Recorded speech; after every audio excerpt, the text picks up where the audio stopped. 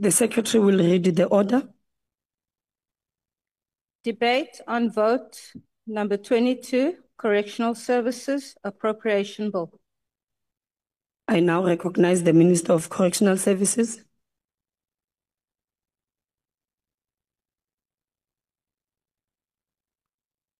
Geachte Voorsitter, ladies and gentlemen, Deputy Minister of Correctional Services, members of the Portfolio Committee, other honourable members, the National Commissioner of the Department of Correctional Services, the Inspecting Judge, Justice Edwin Cameron, members of the National Council for Correctional Services, members of the Portfolio or the Parole Boards, and ladies and gentlemen. I rise today and this esteemed House must take note that I am humbled by the mandate bestowed upon me and conscious of the immense responsibility that comes with leading the Department of Correctional Services. As we approach the 1 year mark since my inauguration as Minister, it is not only fitting to reflect merely on the strides we have taken in stabilizing operations, tightening accountability, and intensifying our service delivery efforts within a complex and heavy burdened environment, but it is also essential to be honest with regards to the problems that is still prevalent in the department. I am standing here today in front of you and the people of South Africa, and I do not intend to sugarcoating our challenges or our problems we experience in correctional services. My philosophy is always that you can only properly deal with a problem if you put the real facts on the table and not in a state of denial.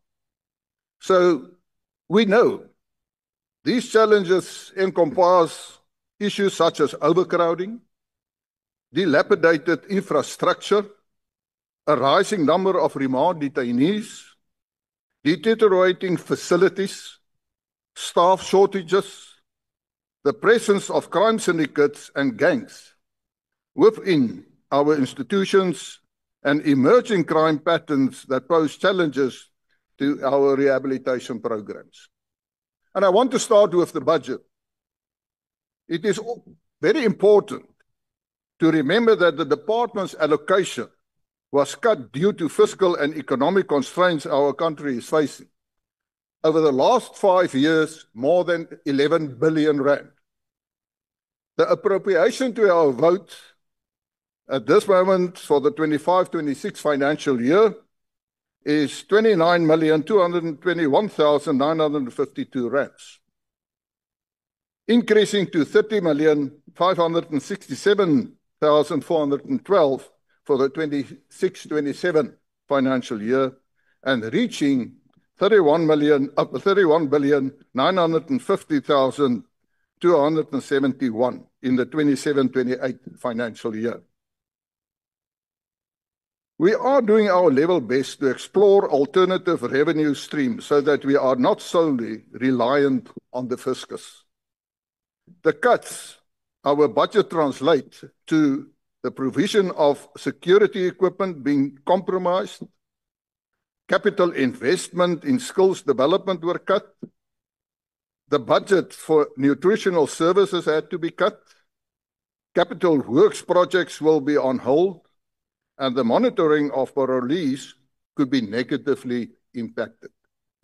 So it is quite clear that the budget constraints have to deal with 29 billion for 25, 30 billion for 26, 27, and 31.9 billion for the last 27, 28 financial year. Those constraints and cuts have a severe effect on these matters, which is actually operational matters, and compromises the Department of Correctional Services when it comes to security. We will and have to do more with less. This will require innovation, discipline, and commitment, especially from the employees of correctional services. The capital budget shortfall of 220 million rand undermines our ability to conduct infrastructure upgrades and critical maintenance. The escalating cost of food is fueled by inflation and the growing number of inmates, including a sharp increase in foreign nationals, adds another layer of financial strain. We are also hamstrung by above CPI increases in municipal tariffs, particularly for electricity, water, and sanitation. Fixed costs linked to our public-private partnerships correctional facilities leave no room for repatriation and the devolution of maintenance responsibilities from the Department of Public Works and Infrastructure. Without corresponding budget support, this has increased and created a funding gap of 154 million rand. Our digital transformation agenda is under under threat due to budget constraints in the Government Information Technology Officer environment, where infrastructure modernization is both urgent and underfunded. I again emphasize these are serious matters. When we come to self-sufficiency, on the front of self-sufficiency, we have registered commendable progress in the construction of correctional center-based bakeries and pharmacies. The number of operational bakeries has increased from 9 to 11, with Standerton and Pietermaritzburg recently coming online. In the year ahead, the Durban Westville Bakery will come into operation. The facility is already running at 50% capacity, and I hope to open it in its entirety in the near future. In the year ahead, we must also understand that despite current budgetary pressures, we are committed to identifying suitable sites and establishing additional bakeries and pharmacies where feasible. This includes construction of bakeries at Nigel, Helderstroom, Brandvlei, Groenpunt, Uppington, and Overberg, with target dates set in 2026 and Krugersdorp targeted for March 2027. In the past financial year, we have produced just over 5 million loaves of bread, which translate to estimated savings of 27,197,251 rand and 20 cents. Farm production has also yielded 130,491,122 rand and 81 cents. Estimated savings just in food provision. This is a step in the direction of becoming entirely self-sufficient. There were certain amendments done to the cycle meal plan. The National Commissioner generated a saving of over 200 million rand per annum. Chairperson, these figures reflect our commitment to responsible spending on the taxpayers' hard-earned money. I am proud to extending the invitation to other state departments to consider fulfilling their furniture and related supply needs through the Department of Correctional Services. This request is both legally supported and aligned with the broader goals of government cost efficiency, skills development, and rehabilitation. I am proud to say that all the furniture in both my offices in Cape Town as well as in head office in Pretoria, all the furniture were manufactured by inmates. When we come to the parole system, is also another area, and all communities in South Africa are currently suffering from disproportionately high levels of violent crime. The most vulnerable in our society, women and children, suffer the most due to a lack of effective protection and the response to gender-based violence. Our courts are underfunded and understaffed, and our prisons are overcrowded. In the criminal justice system, if there's more effectiveness from the police side, which is happening, it goes to the Justice Department, to our courts, but everything ends with correctional services. So we are in a process also, and we take note that there are too many media reports where parolees reoffended and questions been asked. We must say to each other that DCS has a responsibility to protect our people. And as I said, especially women and children when it comes to rape. When parole becomes a loophole for further terror and criminality, it is not merely a policy failure, it is a failure of justice. Therefore, we will do everything we can. Upon assuming office, I inherited 495 lifer profiles, a backlog. Now, only the minister can approve or not approve parole for lifers.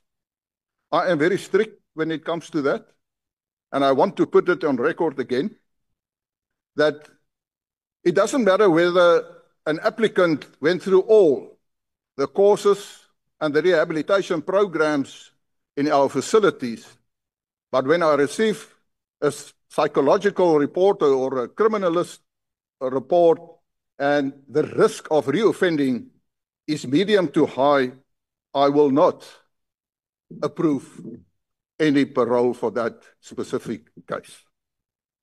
And I can say, well, besides the 495, I inherited 584 lifer profiles have been landed on my desk since. Of this total of 1,079 profiles considered, I approved 29 parole applications and granted 3 cases of day parole. 5 individuals serving life sentences have been granted parole and are subject to deportation. 38 individuals' parole have been revoked, 2 cancelled, and 1 withdrawn. Unfortunately, I also have had to utilize the powers granted to me to refer 3 parole placements to the Correctional Supervision and Parole Review Board under Section 75, subsection 8 of the Correctional Services Act. The CSPRB is tasked with reviewing the original decision made by parole boards and must confirm or replace it with its own decision. In all 3 cases, parole was withdrawn. We are in the process of reviewing the whole parole system, and you've already seen that. When it comes to discipline, I can only say that we can only address our problems if we recognize their true extent. This is the reasoning behind unannounced visits and raids to our facilities. I can declare that in the past year, 466 raids have been conducted. I have also conducted numerous unannounced visits to various facilities. These unannounced visits and raids will increase in the coming year. Since July 3/24, many cell phones, sharp objects, and everything have been recovered. In the last year, 515 officials received final written warnings, 181 were suspended without pay, and 146 dismissed. When we come to overcrowding, we must say that our problem is that we have just over 104,000 detained, can I say inmates in our prisons? No, let I say just over 104,000 inmates were sentenced, and therefore sentence offenders we have. But we have 108,000 beds, but then we have just around about 60,000 remand detainees awaiting trial. And that is a severe problem. And we must look, and I welcome the initiative by the inspecting judge in terms of the bail fund. I support it. It is not taxpayers' money, it will be private money, because we have just over 2,500 remand detainees who could not afford a bail of R1,000 and less. And I want to open a debate today. And that debate is, if you look at our criminal justice system, and specifically justice, we must start the debate to say, shouldn't we bring back corporal punishment? Dis weer tyd dat ons gaan kyk na laaitjies. 'n Jong persoon wat 10 brode steel, sit in die tronk en wag 3 jaar miskien voor haar vonnis is. Gaan dink oor of ons die laaitjies terugbring om die saak te kan aanspreek nie. Baie dankie. Thank you. I will now recognize Honorable Ramul Lubeng.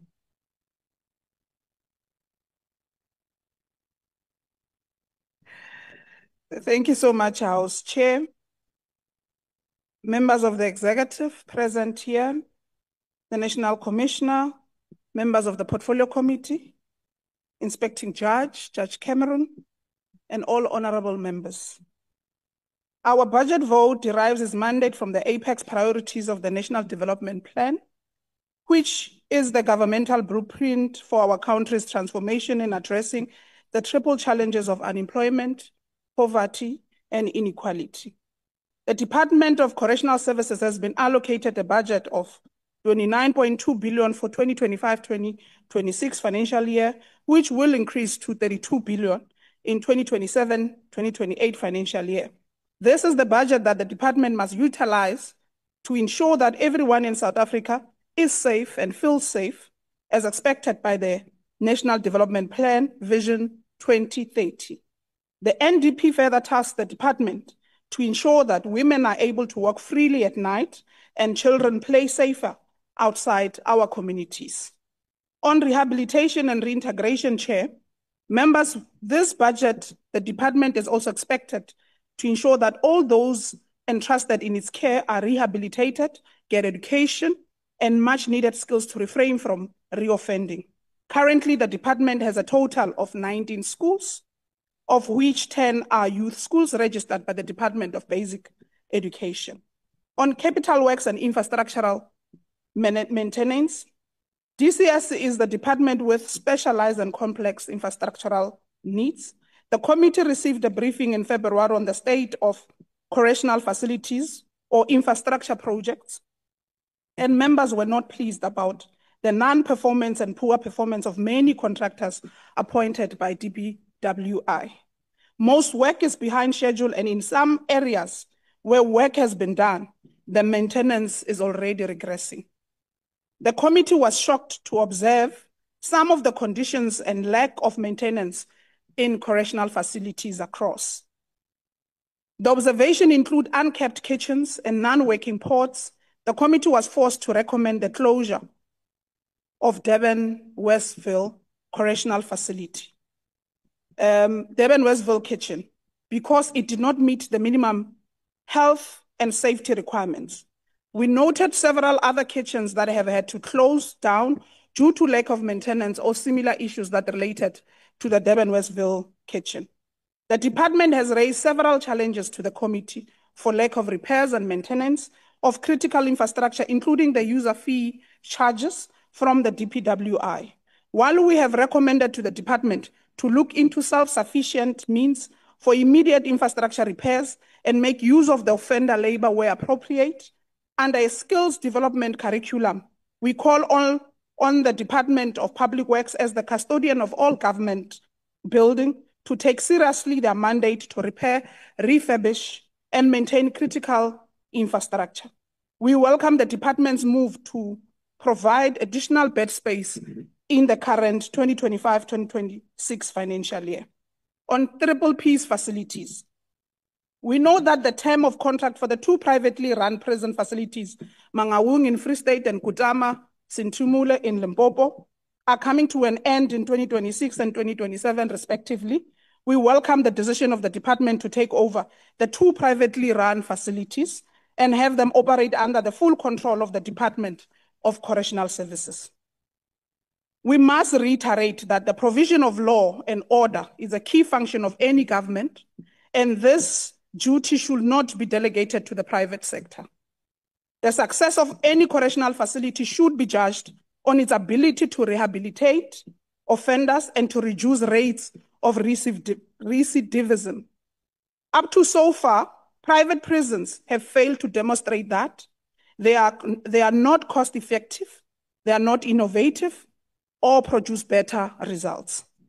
Despite the fact that the issue of privatization is recognized by legislation, the issue of Triple P's facilities remains deeply controversial and requires us to look into the affordability, value for money, and risk allocation for such contracts. If we do not act swiftly in terms of our state of readiness to take over privately run facilities, we run the risk of privatization continuing to consume significant public funds without delivering measurable outcomes over public correctional facilities. In the interest of transparency, accountability, and improved oversight, we are looking forward to these contracts reaching their end of term. On remand detainees with bail sum of less than 1,000 rands or less than that, we are concerned with the staggering cost to keep and maintain remand detainees in correctional facilities, which currently cost the department 482 a day and just above 13,000 a month on each detainee. Taking into consideration the pressing issues of overcrowding in correctional facilities, that many remand detainees are in centers for a month or more or years, simply because they cannot afford to pay bail, which at times is as low as 300 rands. I am reminded, Chair, of the former Chief Justice Pius Langa's observations on transformative constitutionalism and the adjudication of constitutional rights in Africa.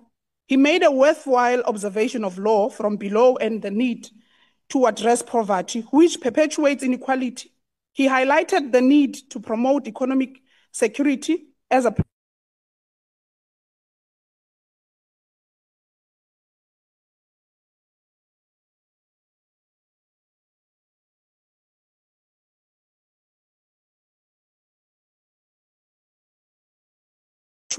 the injustices that our constitutional democracy so desperately tries to correct.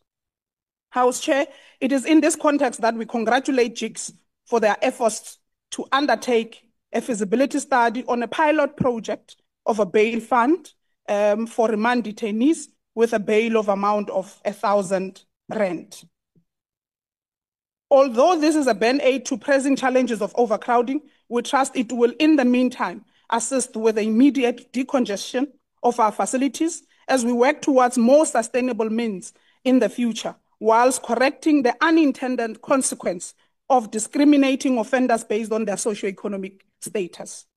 There are two legislative provisions which are in theory supposed to assist with managing overcrowding in correctional facilities, but are in reality producing very minimum results. Those are the provision of Section 63A of the Criminal Procedure Act and Section 49G of the Correctional Services Act. The departments in the 2023-2024 annual report records that it submitted a total of 19,391 referrals to court under the Section 63, but only 5,000, which is 26%, were successful. 9,666 applications were referred to the courts under the Section 49G, and this yielded a very minimal success rate of 30%. Under the review of legislation, we are pleased that the Department of Correctional Services will be reviewing the Correctional Services Act 111 of 1998. This would also allow the committee to make inputs on areas of the committee that the committee thinks should be amended or strengthened, including the Section 73 of the Correctional Act to deal with the management of foreign nationals inmates in our correctional facilities.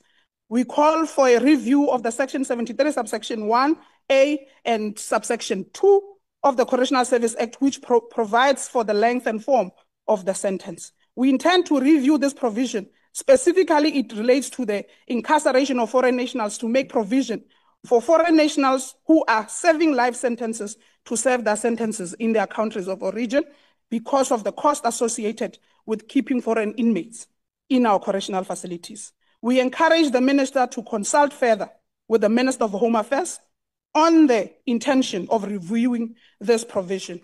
House Chair, in conclusion, the ANC supports the budget vote as it is in line with our manifesto commitments of creating a safer South Africa and the broader DCS vision of 2068, of shaping corrections for the future. We support this budget in the context of continuity and change, which is to appreciate the good work done, but also to offer insight and recommendations in areas of concerns, as I've alluded above. The ANC supports this budget vote, and I therefore thank you. Thank you, Honourable Member. I now